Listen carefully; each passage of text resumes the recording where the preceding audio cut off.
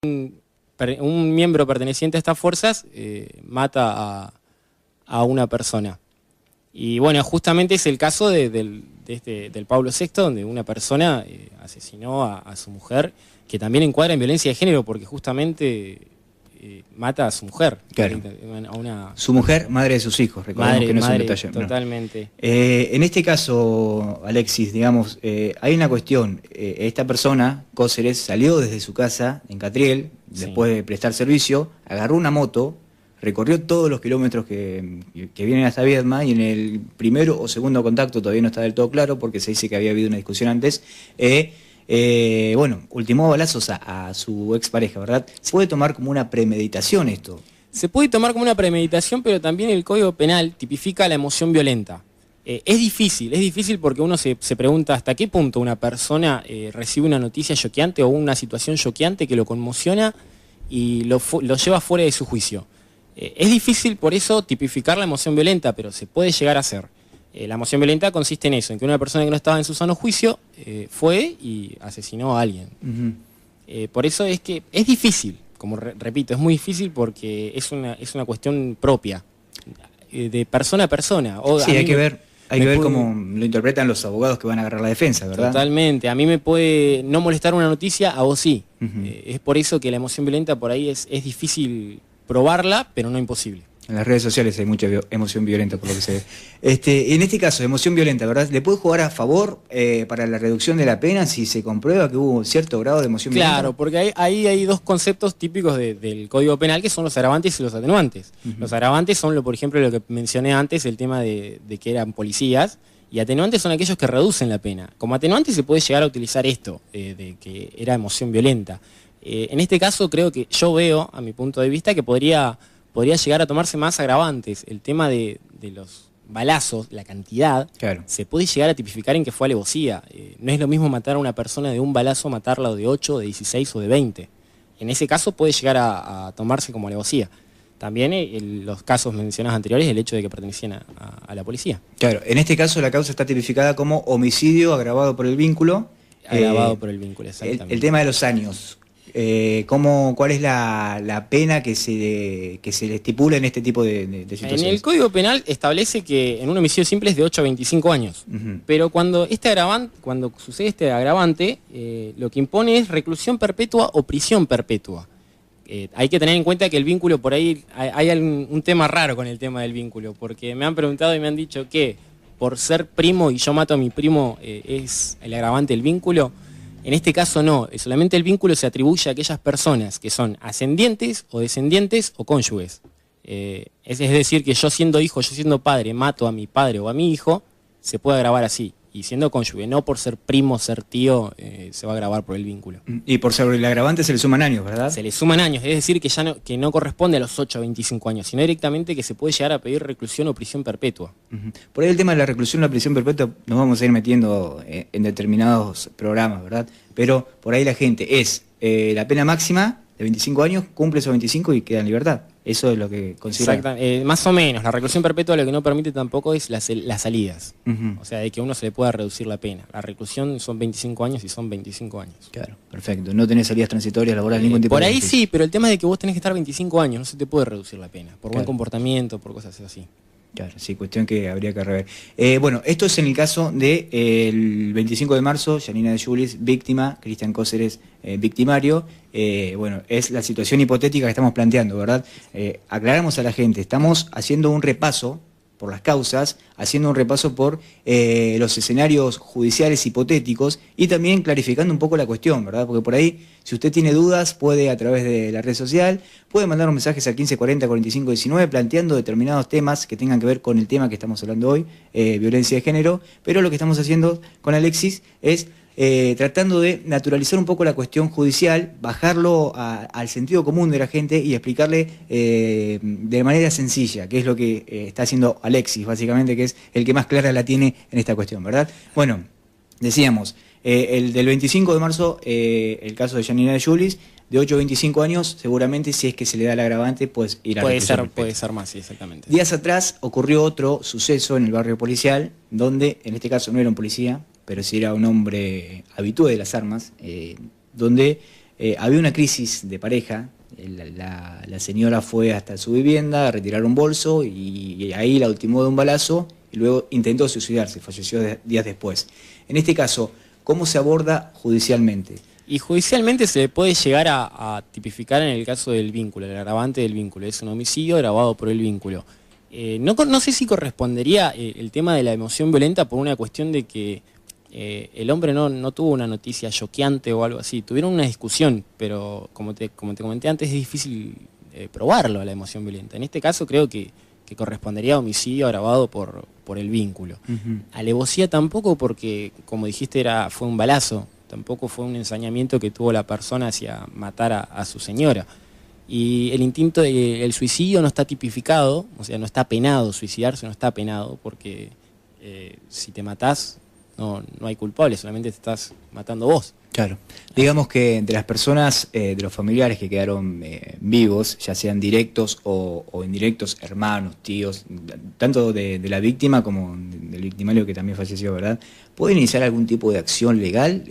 Acción legal es difícil, es difícil. O sea, si uno ve la teoría, dice es totalmente reprochable o se puede llegar a hablar, pero en cuanto a lo penal no, creo que no, porque el Código Penal no tipifica. En la demanda civil, como estuvimos hablando, es un poco difícil porque si vos tomás a los hijos para hacerle una demanda civil, que son las primeras personas que están a cargo del padre, estás también tomando que son hijos de la señora. O sea, ¿hasta qué punto uno le hace un juicio porque el padre mató a su mamá? Es muy difícil. Sí, digamos que es muy complicado también de abordarlo, ¿verdad? Con el dolor. Totalmente. El dolor de la familia, no creo que nadie Y convengamos que en una demanda civil solamente lo que se busca es tratar de buscar una indemnización o un resarcimiento. ¿Hasta qué punto una familia quiere una indemnización o resarcimiento cuando perdió a sus padres? Claro. Es así. Claro. Bueno, trasladándonos, este caso ya es prácticamente más, se define rápidamente, ¿verdad? Una mujer fallecida, un hombre que se suicidó y murió después. Pero hay casos, es más, los hemos comentado en estos últimos días, donde es más compleja la situación, porque hay hechos de violencia constante, hay denuncias de parte de mujeres hacia hombres, denuncias que por ahí están dimensionadas, denuncias que por ahí están sacadas fuera de contexto.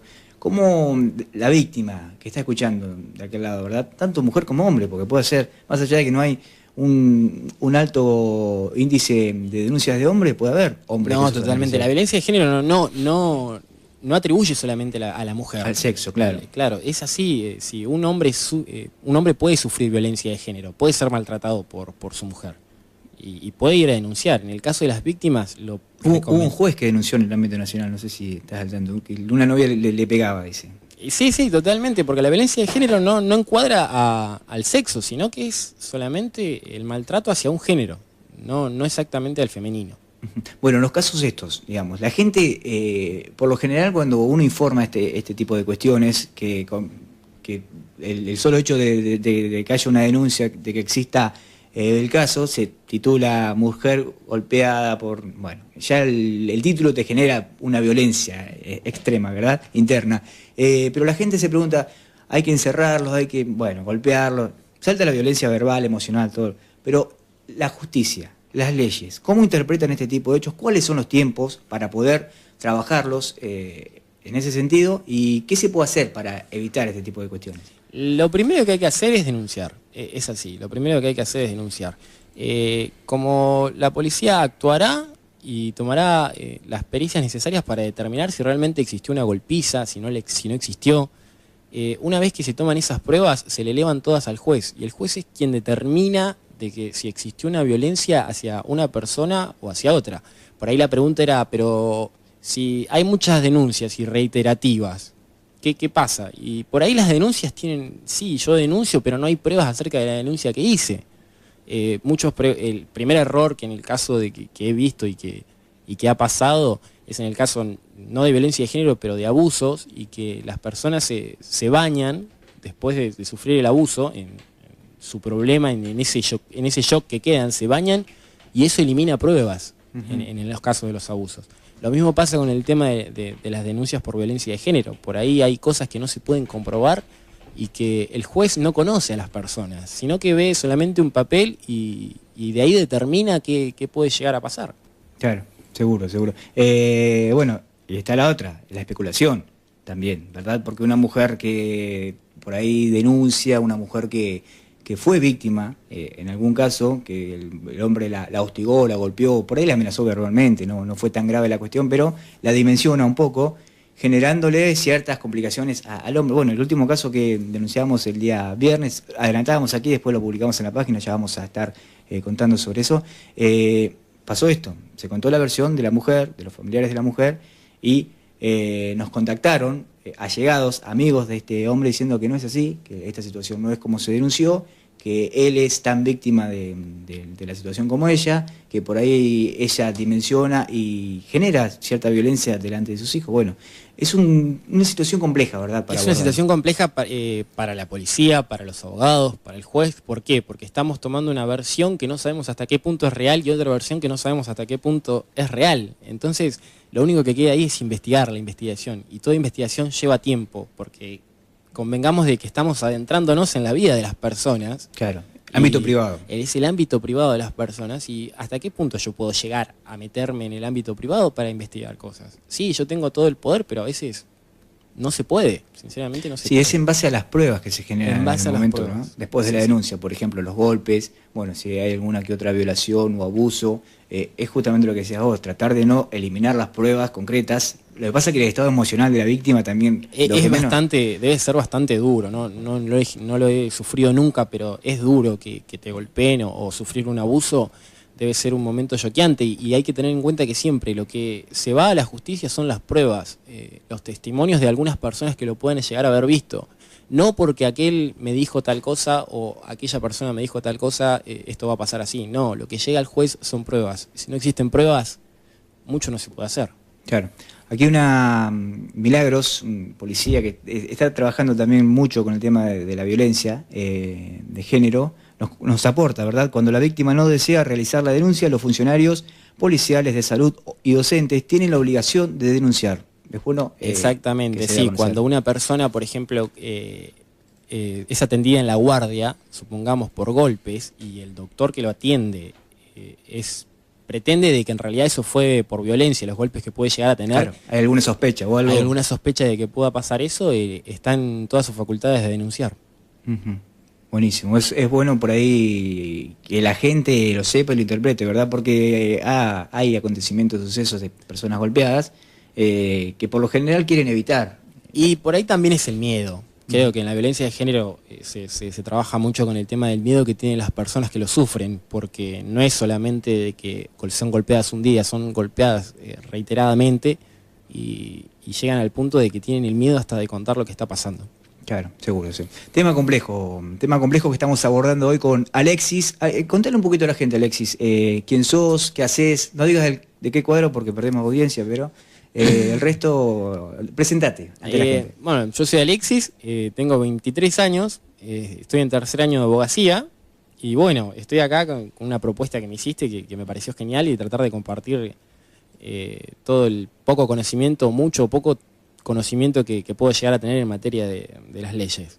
Y básicamente es eso, me dedico a estudiar, por ahí tengo un par de hobbies, pero no son de gran importancia. ¿Cuál es la rama que más te tira en lo judicial? La penal, sinceramente es la penal. Por ahí en lo civil es más resarcimiento, más indemnización, creo que... Más lucha de poderes y más plata en el juego. Digamos. Totalmente, creo que lo que más aparece en los civiles es el tema de la plata y sinceramente a mí no me interesa mucho, sino que en lo penal estamos hablando de una pena, que las personas sufran alguna pena judicial.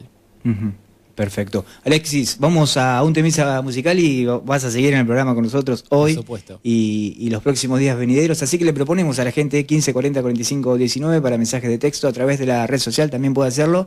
Enviar mensajes planteando sus dudas, ¿verdad? Respecto a determinados temas, que en la medida en que las posibilidades nos den, tanto Alexis como yo vamos a estar respondiendo, ya sea de violencia de género. Después nos vamos a meter con otras cuestiones, procedimientos policiales en base a temática de droga. En fin, hay muchos temas, muchísimos temas para ir abordando respecto a la justicia, ¿verdad? Respecto a cuáles son las interpretaciones de las leyes en determinados temas. Vamos con algo de la renga que nos pidieron a través de la red social y ya regresamos.